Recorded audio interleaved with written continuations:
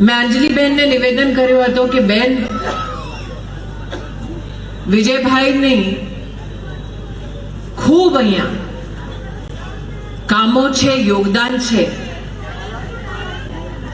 આપ हम સૌને અમને સંબોધિત કરો તો બેને મને કીધું કે શ્રુતિબેન એટલા બધા કામો અમે કરી ચૂક્યા છે કે આજે અમને ખાતરી છે કે જનતા જાતે તમને ગણાવી દેશે કે બેન વિજયભાઈએ અહીંયા શું શું કરીને બતાવ્યું છે.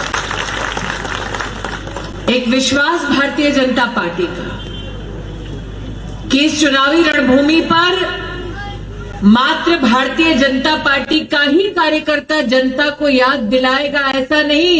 जनता आज विकास के कार्यों की प्राप्ति कर चुकी है, जिसके आधार पर आज आप सब यहां पर एकत्रित होकर अपनी उपस्थिति के माध्यम से भारतीय जनता पार्टी को अपना आशीर्वाद दे रहे हैं. यह आशीर्वाद फलीभूत होता है जब वोट आप विकास को देते हैं. यह आशीर्वाद फलीभूत होता है जब सहयोग आप भारतीय जनता पार्टी को देते हैं. और देश की राजनीति में जब सहयोग और सेवा की बात होती है तो स्वर्णिम अक्षरों में नरेंद्र भाई मोदी का नाम लिखा जाता है, बोला जाता है. एक ऐसे व्यक्ति जो गुजरात के गांव में जन्मे, साधारण गरीब परिवार में,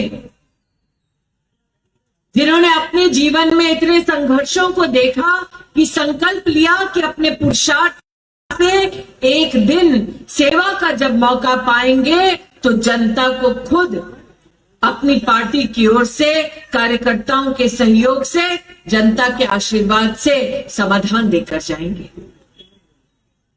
विकास पुरुष के नाम से विख्यात हुए गुजरात के मुख्यमंत्री विकास को परिभाषित करते हुए देश के प्रधान सेवक बने क्योंकि आपने उन्हें अपना आशीर्वाद दिया. और इस आशीर्वाद के पीछे आपकी मंशा ये थी कि वर्षों से केंद्र में चली आ रही कांग्रेस की सरकार गुजरात और गुजरातियों के खिलाफ जो पक्षपात कर रही थी उसको समाप्त करने के लिए आपने नरेंद्र भाई को चुनकर देश का प्रधान सेवक बनाया. उस पक्षपात को अगर आज मैं परिभाषित करूं, जब आपने कमान दिल्ली की नरेंद्र भाई के हाथ में सौंपी तो नरेंद्र भाई के मार्गदर्शन के हिसाब से फाइनेंस कमीशन ने 2014 से लेकर 2020 तक 25,000 करोड़ रुपया गुजरात को भेजा ताकि वर्षों से कांग्रेस के पक्षपात को समाप्त कर पाए, गुजरात के विकास में केंद्र सरकार की भूमिका को आगे बढ़ाए. और आज जब छोटी छोटी दुकानों के सामने खड़ी तब ये कहते हुए मुझे गर्व है कि नरेंद्र भाई ने समझा वो नौजवान, वो बेटी जो गरीब के घर में जन्मी लेकिन किसी के यहां नौकरी नहीं करना चाहती बल्कि अपने दम पर अपना व्यवसाय करना चाहती है, ऐसे परिवारों के लिए नरेंद्र भाई ने मुद्रा योजना की शुरुआत की.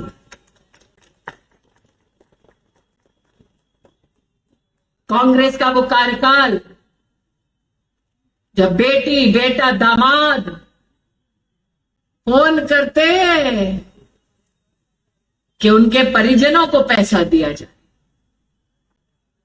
ऐसी राजनीति को छोड़कर राष्ट्रनीति के एक संकल्प के साथ मुद्रा योजना की शुरुआत की. देश में 25 करोड़ नागरिकों को मुद्रा योजना का लाभ मिला, जिसमें 70% देश की सामान्य परिवार की महिलाएं थी. आज मुझे कहते हुए हर्ष है कि मात्र गुजरात में 85 लाख लोगों को मुद्रा योजना का लाभ मिला. जो पटरी पर काम करते हैं, सब्जी बेचते हैं, उनके लिए वड़ा प्रधान श्री ने स्वनिधि योजना की शुरुआत की और गुजरात में स्वनिधि योजना के चलते 80,000 लोगों को बड़ा प्रधान श्री ने स्वनिधि योजना के अंतर्गत वो छोटे छोटे ठेला पटरी पर सामान बेचने वाले नागरिकों को समर्थन दिया, लोन का सहारा दिया। ये आंकड़े मैं इसलिए गिनवा रही हूं क्योंकि कल जब मैं दक्षिण गुजरात में थी प्रचार के वक्त, तो मैंने युवराज के बारे में कुछ कहा तो कांग्रेस पार्टी नाराज हो गई। યુવરાજ એટલે ભાઈ પૂછે છે કમલેશભાઈ, ભલે એમની આયુ 50 થઈ ગઈ છે, એમ છતાંય કોંગ્રેસ યુવરાજ જ કહે છે। उस युवराज ने गुजरात और गुजरातियों का अपमान करते हुए एक प्रदेश में जाकर कहा, क्या गुजरातियों वो चाय पीवे छे भाई? ऐसी छोटी छोटी दुकानों में जो दुकानदार हैं, जो चाय बेचते हैं, उनके खीसे में से राहुल गांधी ने कहा वो पैसा निकाले। રાહુલ ગાંધીને કહેવા ઈચ્છું છું, અજમાવી લે ભાઈ, ચાનું ચા ને પાણીનું પાણી થઈ જશે।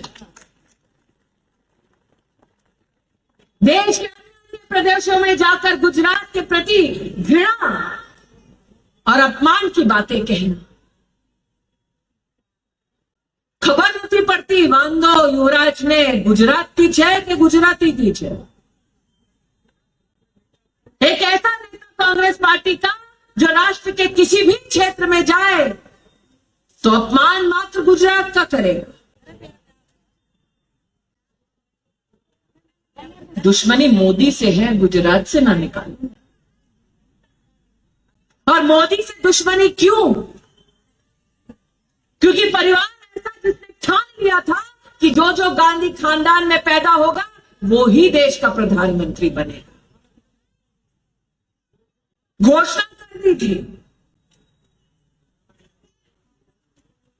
कि હવે હું છું, પછી મારી ડીંગલી છે, પછી એનો બાપો આવશે।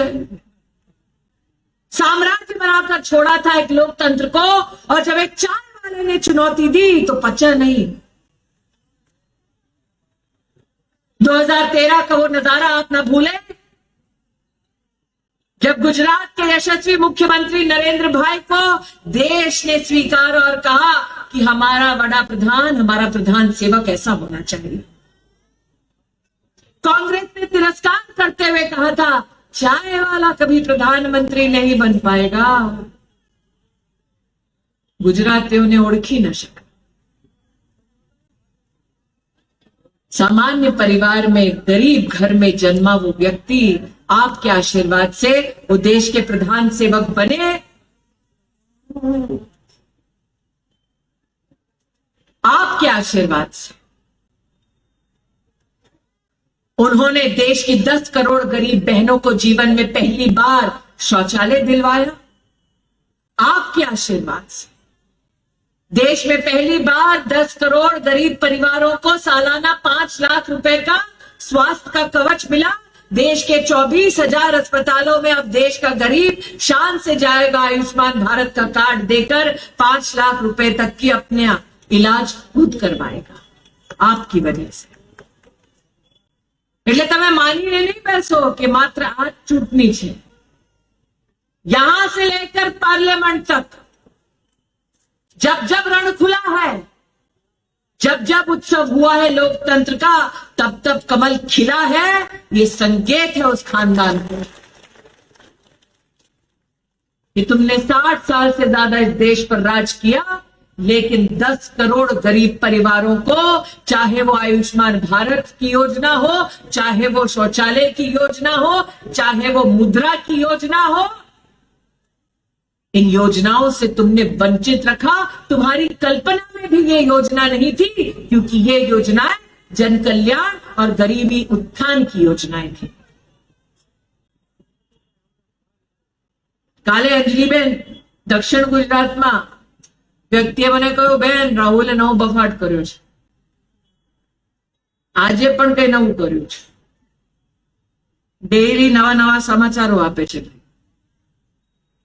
આજે પુડુચેરીમાં કહ્યું वोटरों ने भ्रमित करवा माटे कि तुम्हें चिंता नहीं करता, हम जब आएंगे हम मच्छी पालन के लिए एक अलग मंत्रालय बनाएंगे। भाई ने खबर ज नहोती कि 2019 में नरेंद्र भाई बना नहीं दीदी तो